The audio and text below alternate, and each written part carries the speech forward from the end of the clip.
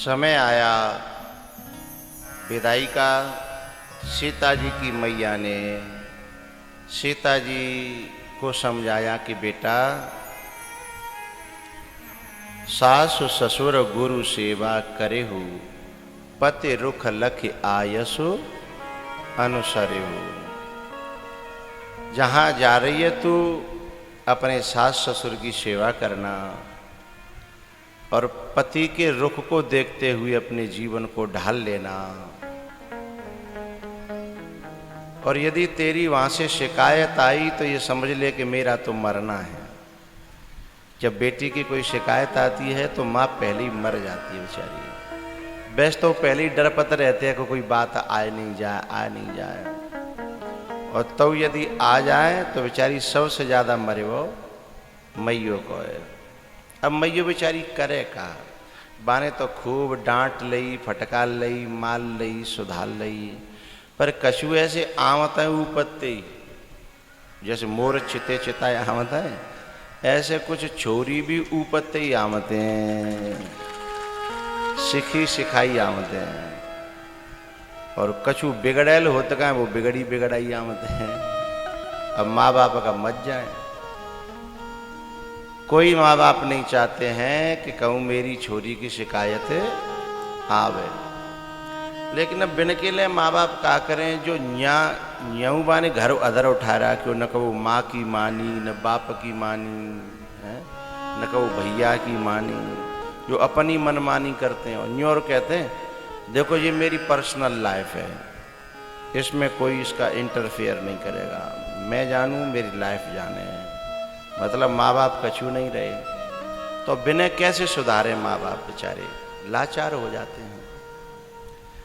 तो जो शिकायत आती है ना, ऐसी छोरियों को तो चुल्लू भर पानी में डूब के मर जाना चाहिए। हाँ? कि बेचारे माँ बाप ने बड़ी मेहनत कर करके अच्छो ते अच्छो घर और बर ढूंढो हैं, अपने 20 साल की कमाई इकट्ठी करी, जैसे तैसे बटोर के और एक संग ही लगा दी छोरी के ब्याह में, है ना। अब कैसे कैसे 10 लाख, 20 लाख, 15 लाख, 25-30 लाख इकट्ठे होते हैं। अब छोरिए तो ना पता, बाप ते पूछो फिरोजाबाद की फैक्ट्री में धुआं में दूसरे तो है कि कैसे कैसे कमाए। और फिर जाके बस शिकायत मिले सुनवे की बाप है कि माँ है तो कलेजा फटने लगता है ना। इसलिए सीता जी ने माता ने सुनैना ने समझाया कि बेटा ऐसा कोई काम मत करियो जो यहाँ तक मेरे कानन तक तेरी शिकायत आवे। और सीता जी ने भी कहा माँ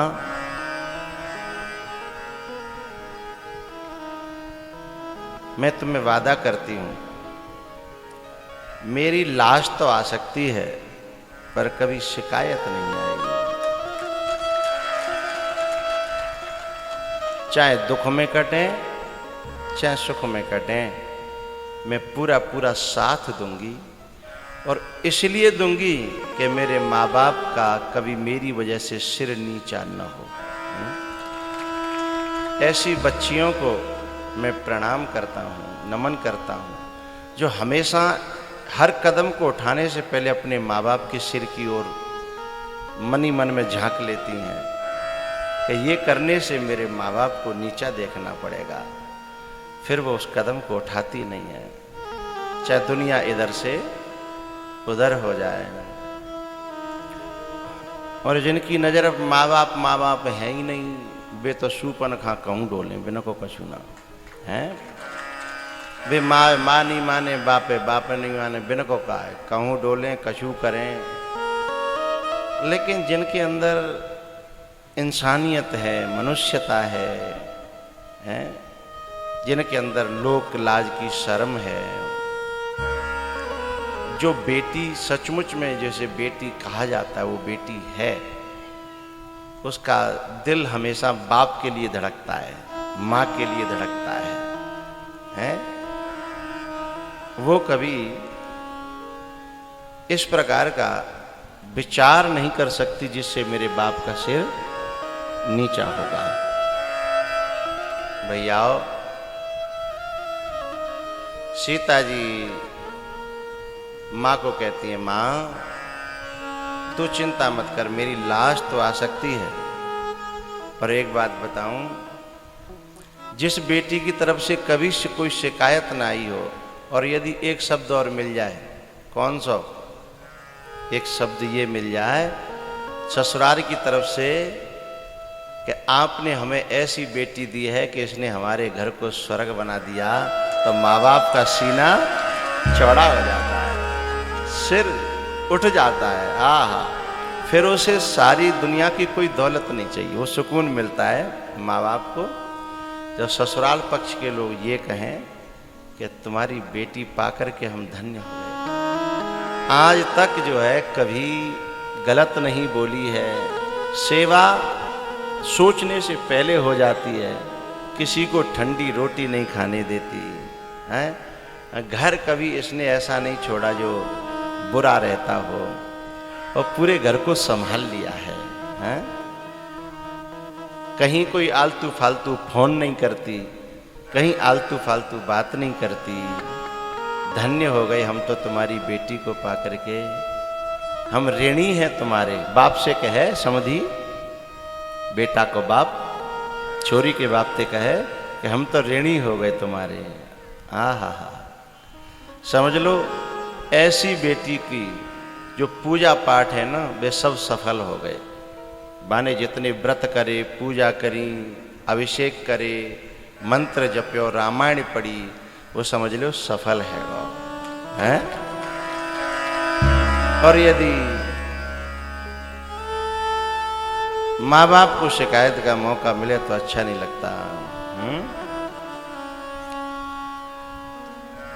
अच्छा, मैं उस बेटी को बहुत अच्छी बेटी मानता हूँ जो अपने माँ के दुख और अपने बाप के दुख और दर्दों को बहुत अच्छी तरह समझती है।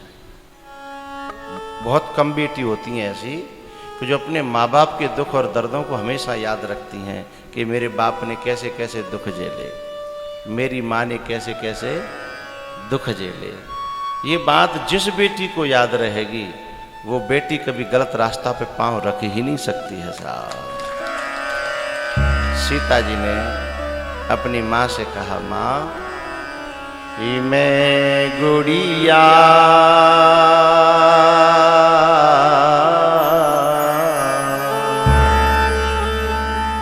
तेरे आंगन की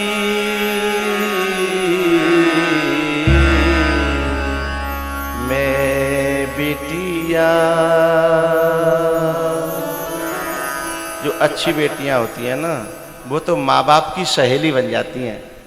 कभी कभी बाप जो किसी से कोई बात नहीं कहेगा तो अपनी बेटी से आके कहता है, बेटा आज मेरा दिमाग खराब है, आज मेरा मूड ने का बहस है। फिर वो हंसावेगी, खिलावेगी, गुदगुदी कर देगी, है।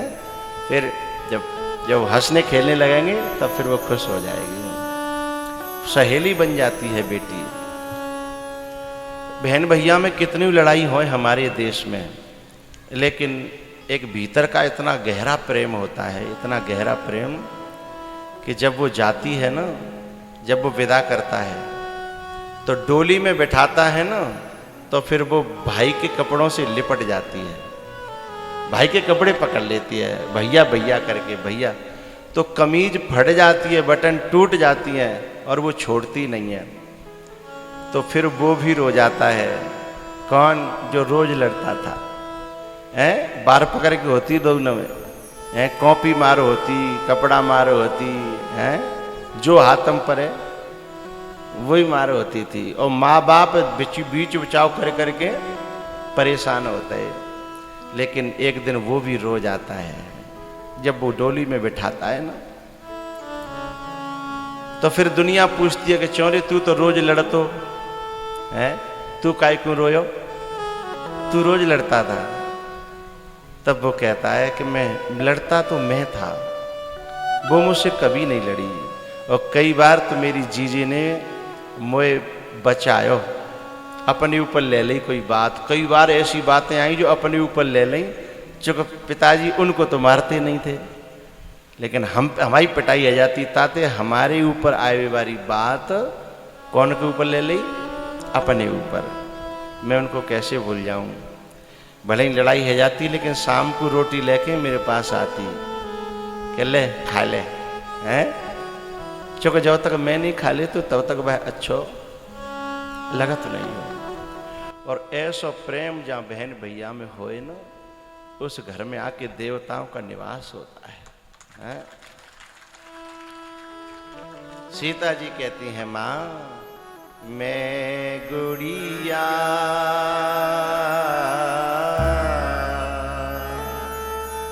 तेरे आंगन की,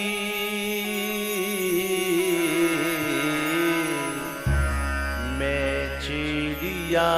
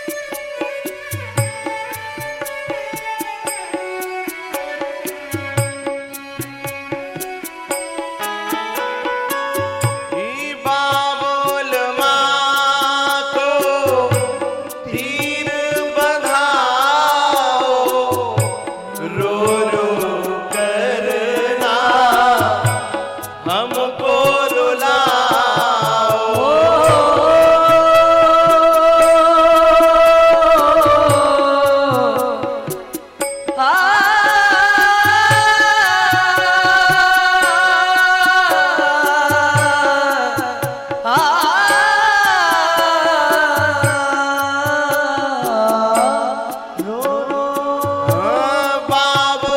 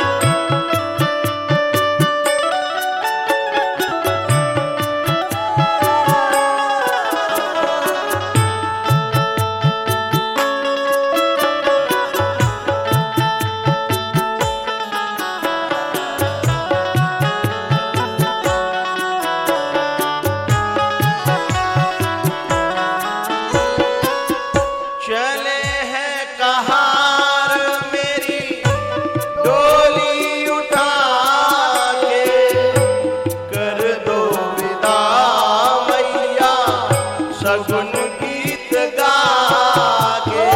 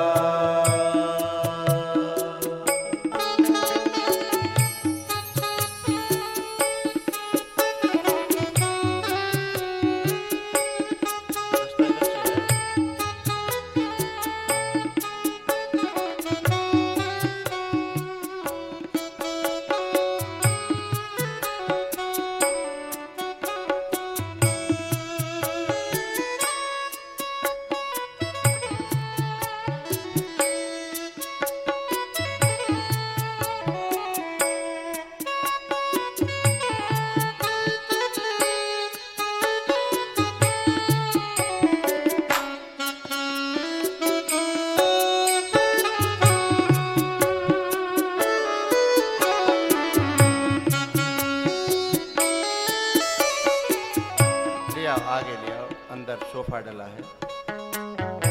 महाराज जी यमुना किनारे से हमारे बीच में पधारे हैं। महाराज जी के चरणों में हम प्रणाम करते हैं, संतों के चरणों में। एक कुर्सी और ले आते, एक सोफा तो है, कोई बालक एक कुर्सी और पधारो। आपके दर्शन करके हम धन्य हुए।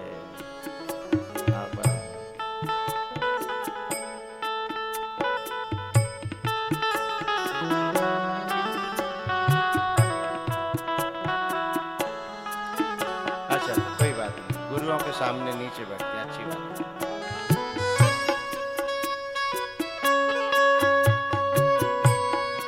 अभी जो संग में आए हैं वो जहां तहां जगह मिल जाए वहीं बैठ जाओ, फिर हम बुलाएंगे ऊपर सभी को। पुरुषों की तरफ बैठ जाओ, अभी पुरुषों की तरफ बैठ जाओ।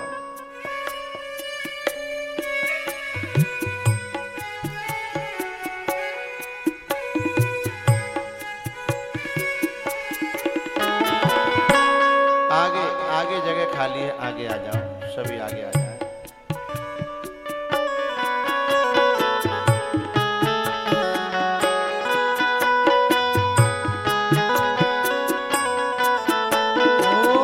चले हैं कहार मेरी डोली उठा के, कर दो विदा मैया सुगम गीत गा के।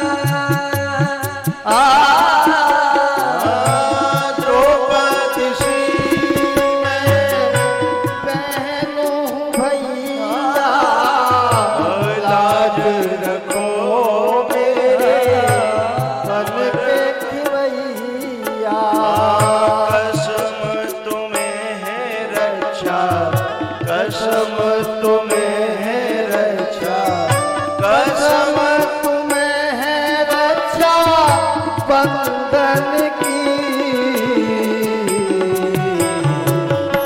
मैं गुड़िया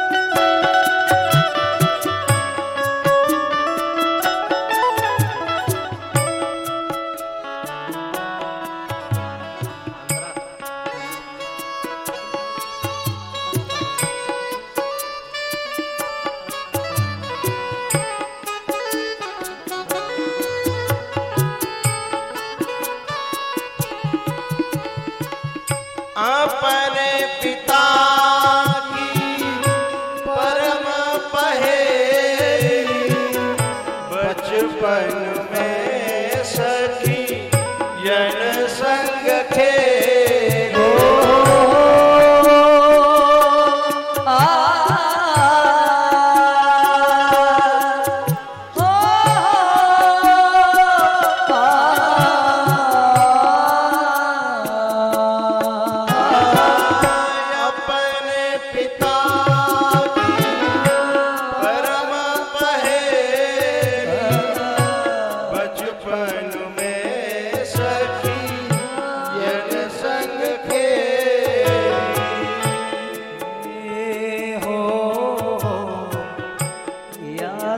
न आए तेरे, याद न आए तेरे, याद न आए तेरे लाडन की।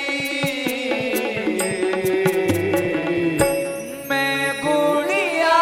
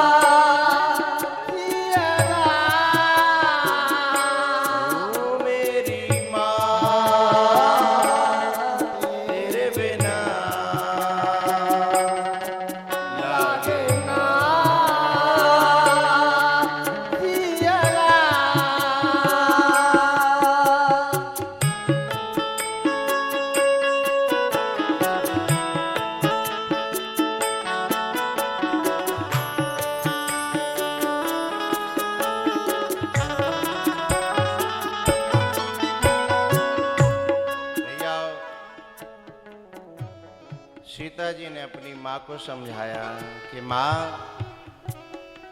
यदि तूने मुझे सच में पाला है,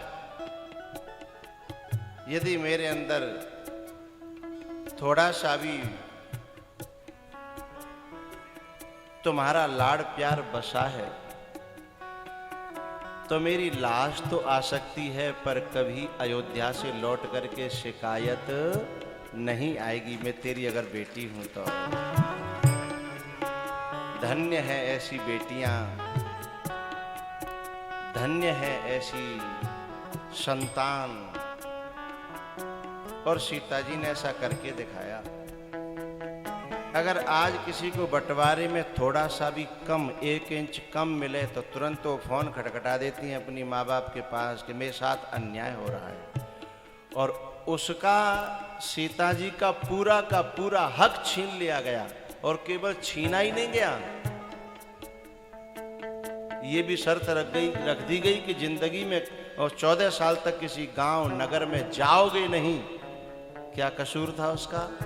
उसके बावजूद कोई खबर नहीं भेजी जनकपुर के मेरे साथ पापा ये हो गया, तुम जल्दी आ जाओ। बताओ,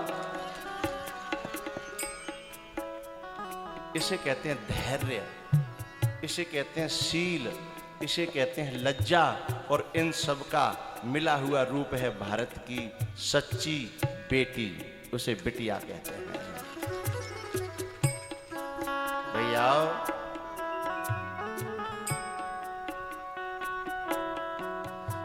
सीता जी की मां ने कहा कि पति रुख लखे, पति की आज्ञा का पालन करना ऐसा नहीं कहा, अरे आज्ञा देनी ही पड़ गई। यदि कोई काम करो और कहवे ते करो तो कहा करो है। सेवा तो वो है जो सामने वाले के दिल में आए, होठों पे आ न पाए, उससे पहले करी हुई मिल जाए, सेवा उसे कहते हैं, है? इसका भी परिचय सीता जी ने दिया। कब? पियहि की सिय जानन हारी, पियहि की सिय जानन हारी, पियहि की सिय जानन हारी, पियहि की सिय जानन हारी, मणि मन, मणि मन मुदिता उतारी,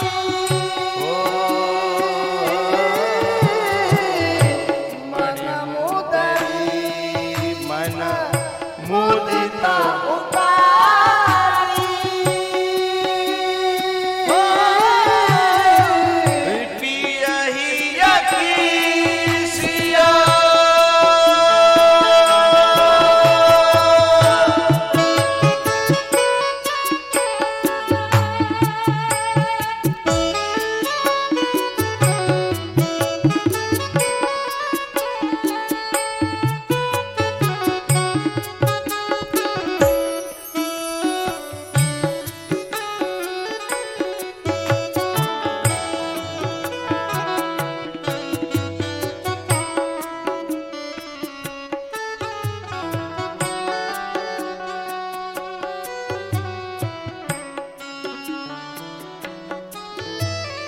जनक जी महाराज जिस समय चित्रकूट में गए, जब तपस्वी के वेश में सीता जी अकेली बैठी बैठी जंगल के पेड़ों से, वृक्षों से, पौधों से अपना परिवार मान करके बात कर रही थी, अपनी बेटी को उस हाल में देखा, लेकिन चेहरे पर कोई शिकवा, कोई शिकायत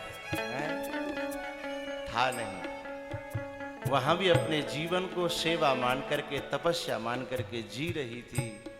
पीछे से जनक जी ने अपनी बेटी को देखा कि इसने अवध, इस कानन वन को ही अवध मान लिया है, और एकाध अवध नहीं, 100 अवधों के समान, 7 अवध समाना है, और वहां के कौल भील, किरात, सास ससुर के समान मान लिए हैं। ऐसा जब देखा तो छाती भराई जनक जी महाराज की और कहा, बेटा पुत्री पवित्र किए कुल दो,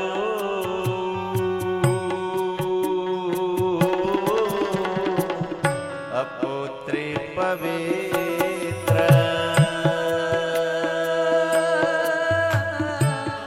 किए कुल दो,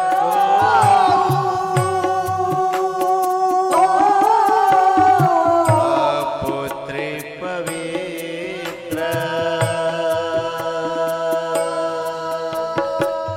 किए कुल दो,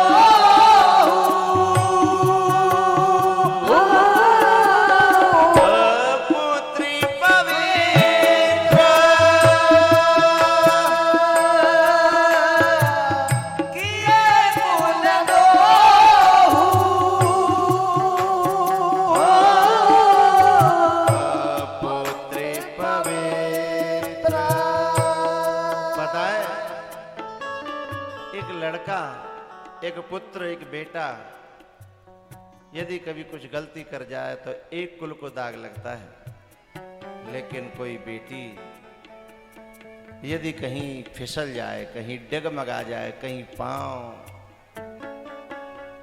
तो एक कुल को नहीं, आप सोच रहे हो 2 को नहीं, 3 तो कुलों को और न जाने कितनी पीढ़ियों को। जाकी बुआ ऐसी थी, जाकी भांजी ऐसी थी, जाकी बेटी ऐसी थी, जाकी बहन ऐसी थी, न जाने कितने लोग। लेकिन जब कोई अच्छा काम कर जाती है तो भी इन सब का सिर गौरव से और गर्व से ऊंचा उठ जाता है? इसलिए जनक जी महाराज कहते हैं, बेटा जैसे ही जनक जी ने देखा अपनी बेटी को अपने कलेजे से लगाया, आहा, जैसे अपने कलेजे से लगा करके जनक जी रोए हैं चित्रकूट पर। वहां सिद्ध किया सीता जी ने कि मां की आज्ञा को कैसे पालन किया। सिद्ध किया केवट के घाट पर मणि की मुद्री उतार करके बिना कहे, है ना। आज की माताओं की तरह नहीं, पति कर्जा में दबे है और वहां पे सोने चांदी की खूब चीज धरी है, लेकिन यूं कह रही है तुम करो सो धरो सो भरो। मैंने कहा जाकर तो बनवाए कि तुम जिन पे निगाह मत डारियो, चाहे मे जाने, चाहे मरो चाहे जियो। हाँ, पर खबरदार जो मेरी सोने में निगाह डारी है। और घर में छुप करके जन कितना उसके अंडर में धन है, लेकिन आदमी मांगे तो हम में मुंह पर धरे हैं, जहर खा भी को पैसा ना है, तुम दे के बैठे हो हैं। वो तो मोदी जी ने पोल खोल दी बेचारी ने की है, सब सुपड़ा साहब है, इतने हतकाए हैं, न मरवे की रही और न जीवे की रही। वही गत सांप छछूंदरे केरी, दोनों तरफ थे। नहीं बतावे तो कागज है गए और बतावते तो पोल खुल रही है। हमेशा यूँ कहती मुँह पे का धरे हो, हैं मुँह पे का धरे हो। जब निकले तो काऊ पे 1 लाख, काऊ पे 50,000, काऊ पे तो 1.5 लाख, काऊ पे 2 लाख, हैं। कहती क्या थी, हम पे मुँह पे धरे हैं, तुम दे के बैठे, जहर खाए हुए पैसा ना है मुँह पे, हैं। पुत्र पवित्र किए कुल दो,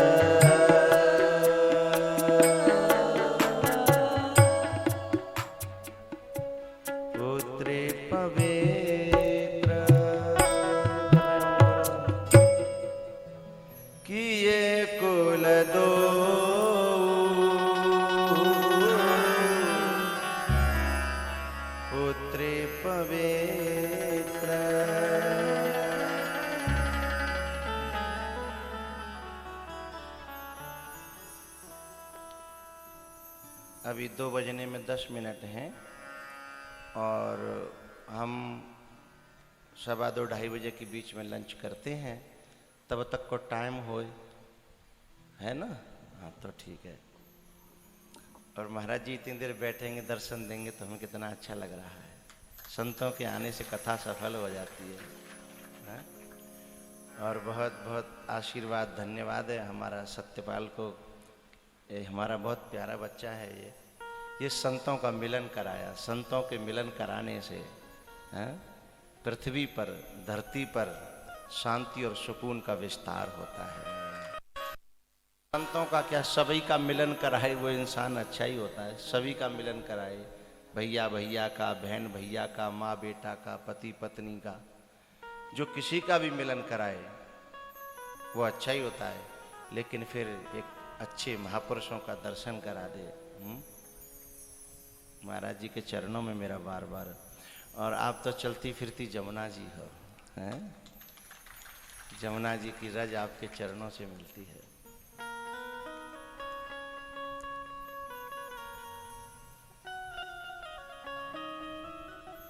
ये बच्चे हमारे जो इस गांव के जो कथा करा रहे हैं कहाँ चले गए जी? अरे जी कैमरा भाई उन्हीं के सामने आ रहा है। इनका सौभाग्य है कि देखो कहाँ कहाँ से संत, इनकी जो पसीने की कमाई है ना, कहाँ कहाँ से ऐसे संत। ये महाराज जी तो बड़ी मुश्किल से कहीं न आते हैं न कहीं जाते हैं।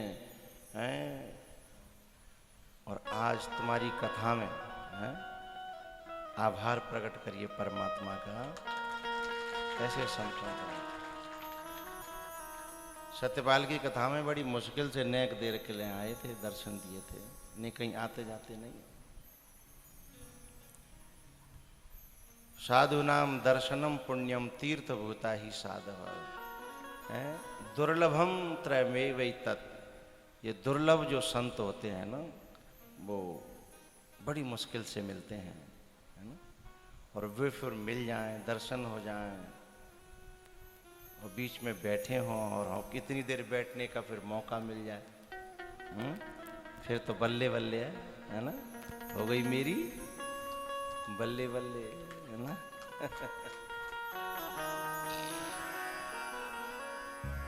देखो इधर संतों का मेला लगा है, कुंभ जैसा, कितना अच्छा लगता है।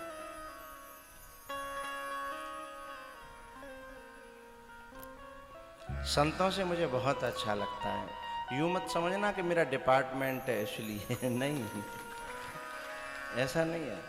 संतों को देख करके दिल में एक सुकून होता ही है, जिस पर थोड़ी भी परमात्मा की कृपा होगी तो। और जो दिल से राक्षस होगा बाको तो खून ही पजत जागो। संतन देख के बोले आए जी बाबा जी भुर्रा डोल रहे हैं, काम के न काज के और दुश्मन अनाज के।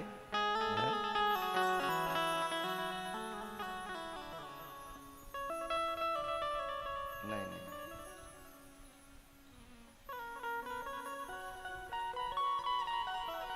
एक बात बताऊं, संतों से जिनका संबंध हो जाए, संतों से जिनका संबंध हो जाए, फिर परमात्मा से संबंध बनाने की जरूरत नहीं है। संतों से संबंध बन गया तो परमात्मा से संबंध बनना ही है? शराबी से संबंध बनाओगे तो ठेका से संबंध अपने आप हो जाएगा, फिर जरूरत नहीं है। भले ही शराबी पहले कचूदना घर ही ला के फ्री में पिया दे, लेकिन उसका भविष्य बताएगा कि एक दिन हमारे ठेका पे संबंध बनाना ही है। ऐसे ही संतों से संपर्क हो जाए। कथा में मोबाइल चलाना अलाउ नहीं है। अपनी आंखों में रिकॉर्ड करो, अपनी आंखों में, दिल में बसाओ, है ना।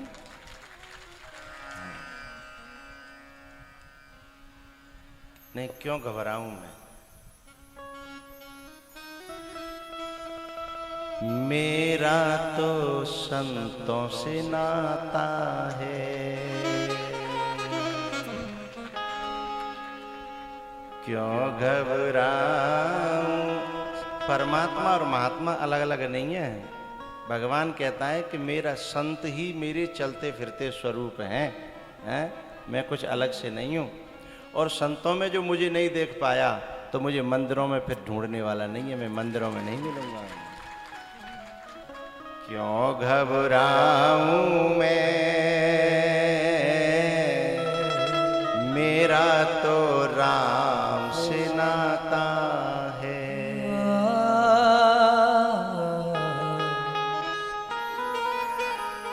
मेरी ये जीवन गाड़ी, वसुदेव और देवकी ने अपनी रथ की बागडोर कंस के हाथों में दे दी तो जेल भोगनी पड़ी है। और अर्जुन ने अपनी रथ की बागडोर कौन के हाथों में? भगवान कृष्ण के हाथों में दे दी, पूरे महाभारत का विजेता हो गया है। एक को कितने वसुदेव देव की कितने धर्मात्मा है, परमात्मा जिनके कोख में पैदा हुआ, जेल में पैदा हुआ।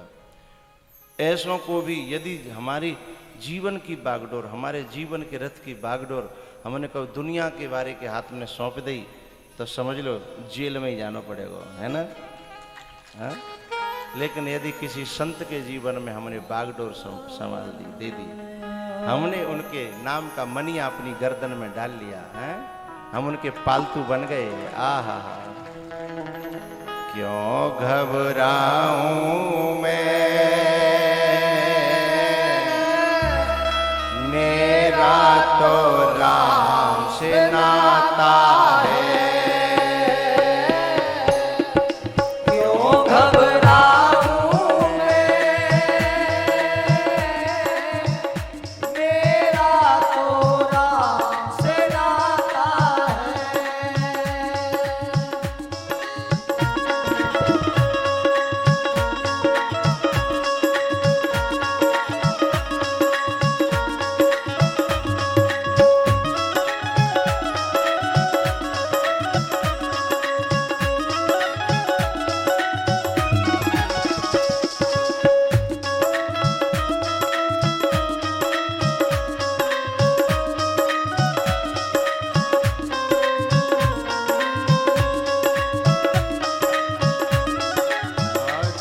के बादल जब जब मढ़राते, राम नाम लेने से कट जाते।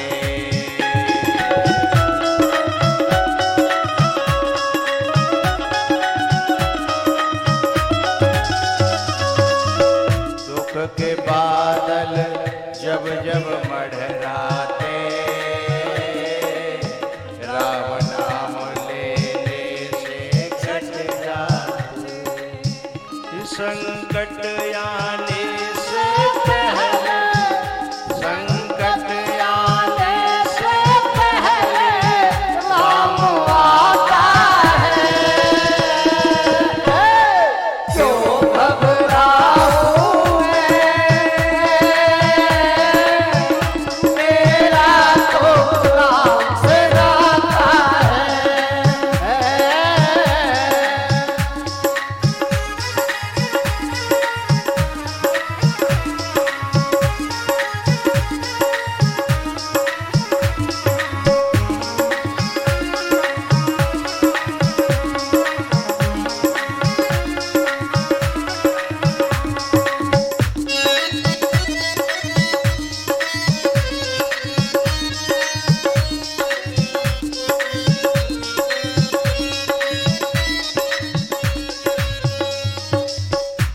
जब मुझको पड़ती है दरकार,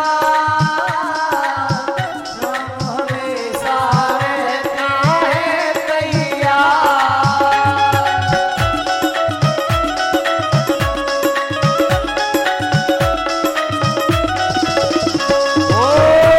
जब मुझको पड़ती है दरकार, राम हमेशा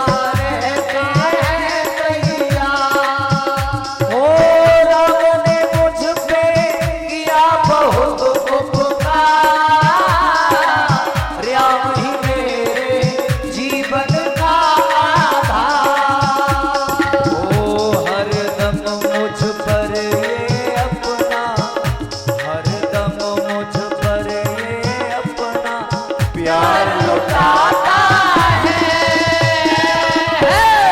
क्यों घबराऊं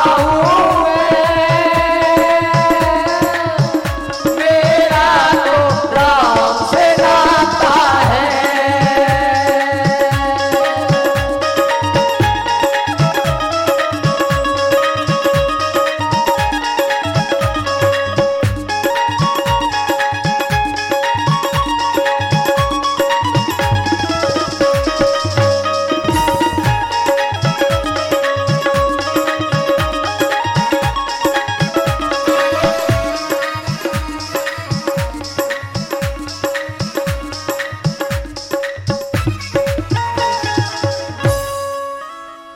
घबराऊं मैं,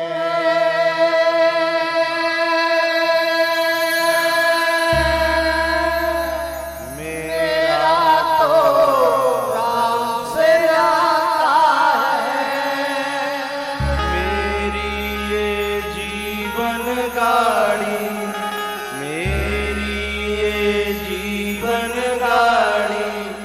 राम चलाता है।